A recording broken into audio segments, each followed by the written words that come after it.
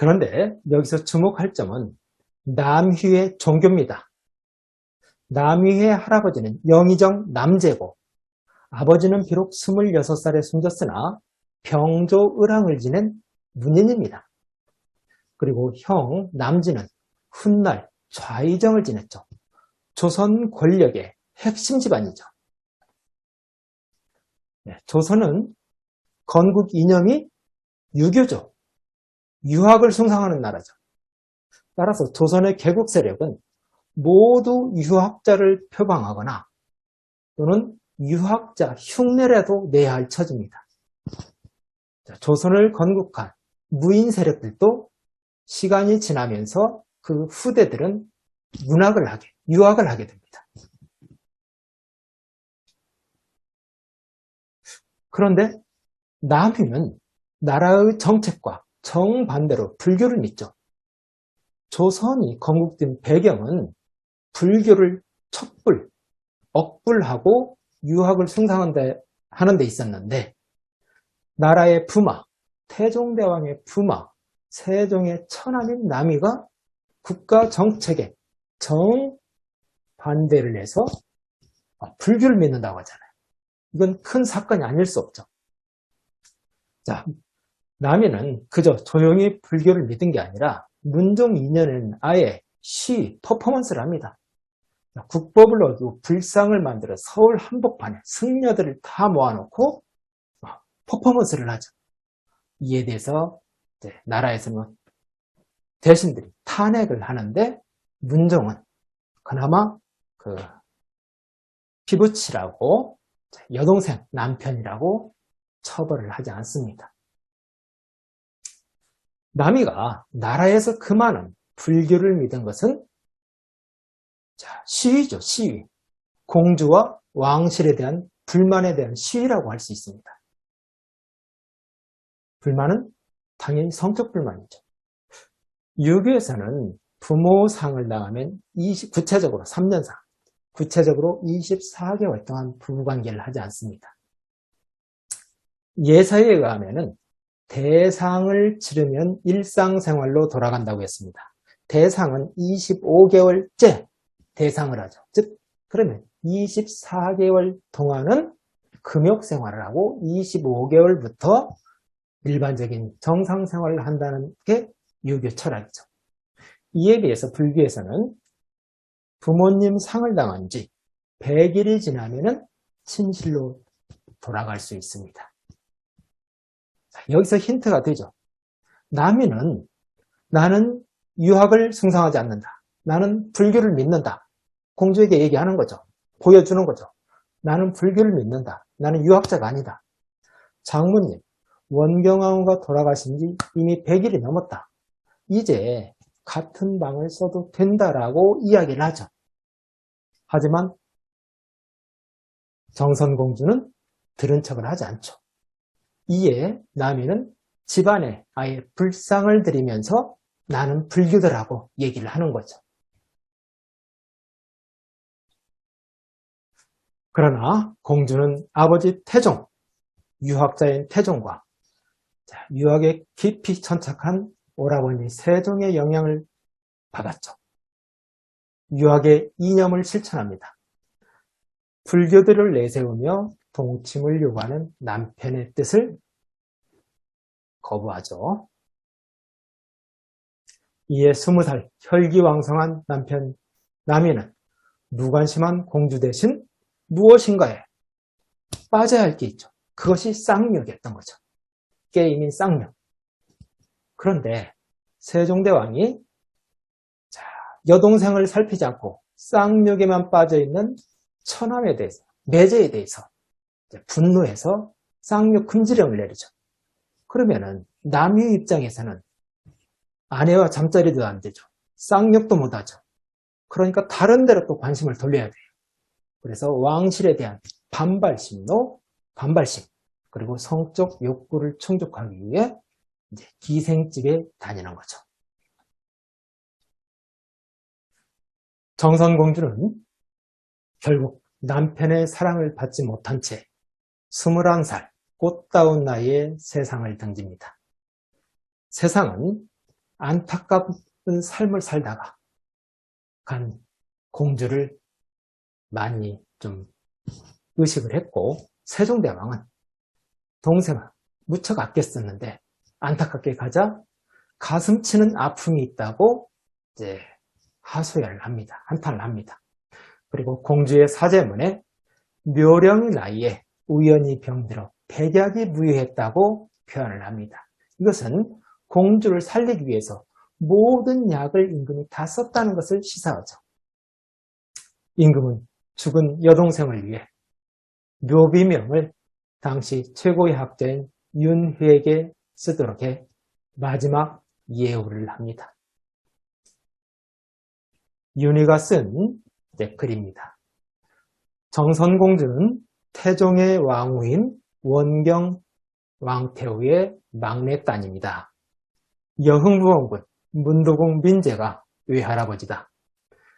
의령부원군 충경군 남재의 손자인 숭록대부 의상군 남이에게 하가 됐다. 자, 시집갔다. 공주는 태어나면서부터 정숙하고 아름다워 심덕과 미모가 모두 뛰어났다. 시집가서는 순종으로 남편을 받들었고 예법으로 시어머니를 모셨다. 가정을 다스리는 것은 부지런하고 검소하였으며 귀한 권세를 자랑한 적이 없다. 아들은 원손이고 딸이 한 명 있다. 모두 어리다. 세종 6년 1월 25일에 병으로 세상을 떠났는데 나이는 21세였다. 모년 모월 모일에 모주 들판에 장사 지냈다. 이게 정선공주의 일생, 윤희가 쓴 일생입니다. 자, 여기서 하나 궁금증이 듭니다. 정선공주는 태어나면서부터 정숙하고 아름다워 심덕과 미모가 모두 뛰어났다고 했죠. 조선 왕실, 조선 사회, 유학자들은 여성의 용모를 표현하는 것을 금기시했습니다. 천하다고 얘기했어요. 여성의 용모는 표현하는 게 아니라고 생각했습니다. 그래서 사대부나 왕실이나 여성의 미모에 용모에 대해서는 품평이 없습니다. 그런데 조선왕조실록에 왕실 여인 중에 3명이 미모가 평가가 되어 있습니다. 바로 정선공주, 희빈홍씨, 희빈장씨입니다. 정선공주는 방금 보신 것처럼 심덕과 마음가짐과 용모가 모두 뛰어나다고 했습니다. 그리고 희빈홍씨는 중종의 후궁인데 역시 미모가 뛰어나다고 되어 있고, 우리가 장희빈으로 잘 알고 있는 숙종의 부인 희빈장씨도 역시 용모가 빼어나다고 기록되어 있습니다. 그러면은 조선 사회에서 여성의 용모를 표현하지 않는 게 예의인데 어떻게 왕비와 후궁을, 왕의 여인에 대해서 용모를 평가했을까? 이것은 정치적인 목적이 있습니다. 희빈홍씨 같은 경우는 중종이 후궁에 너무 빠져 산다는 비판을 받은 것이죠. 즉 신하들이 중종을 비판하기 위해서 중종, 당신이 얼굴이 반반한 희빈홍씨에 빠져서 정사를 제대로 못하고 있다라고 비판하기 위해서 희빈홍씨가 매우 뛰어난 미모라고 표현했던 것이고, 역시 희빈장씨도 서인들이 이제 남인이 지원하는 희빈장씨를 경계하기 위해서 표현한 것이 용모가 빼어나다는 거였습니다. 즉, 그 숙종이 용모가 빼어난 희빈장씨의 치마폭에 휘둘려 제대로 정치를 못하고 있다라는 비판이 하기 위해서 희빈장씨의 미모를 꺼낸 거죠.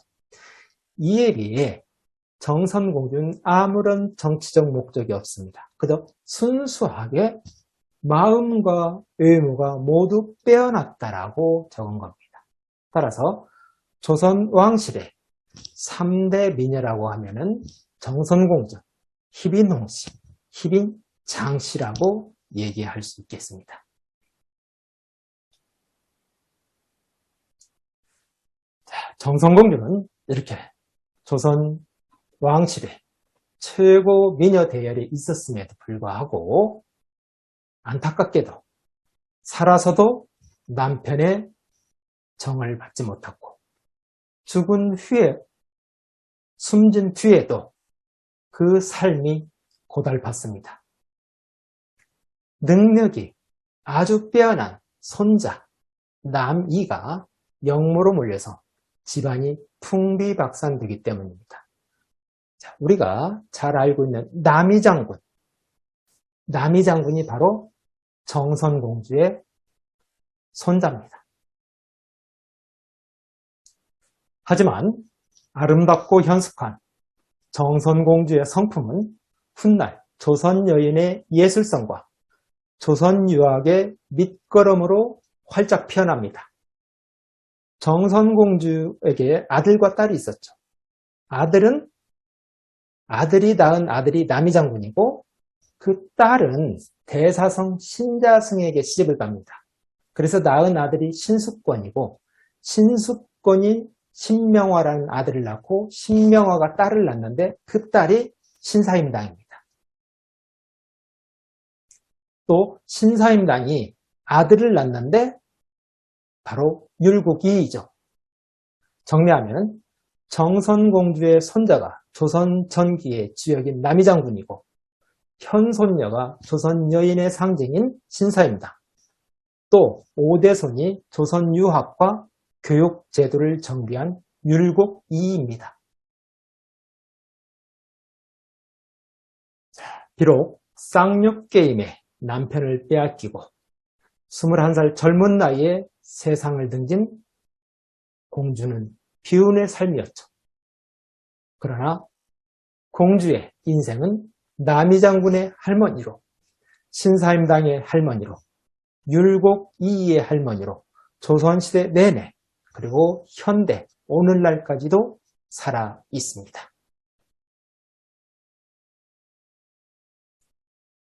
다음 시간에는 태종이 사위감, 즉 공주의 남편을 찾는 조건, 공주의 남편감으로 7급 공무원을 찾았다는 사연을 말씀드리겠습니다.